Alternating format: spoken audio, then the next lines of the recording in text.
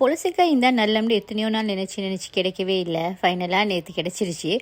So அதுக்கு பேய் கொச்சிக்காவும் போட்டு நல்லா இடித்து எடுத்துக்கொண்டேன், தேங்காய் எல்லாம் போட்டு. ஆனால் உண்மைக்குமே பொலசிக்காய் மிச்சமே ரத்தமுற சாப்பாடு. ஸோ எல்லாமே சாப்பாட்டில் கட்டாயமாக வீக்குக்கு 2 தரக்கவாலும் சேர்த்துக்கொள்ளணும்.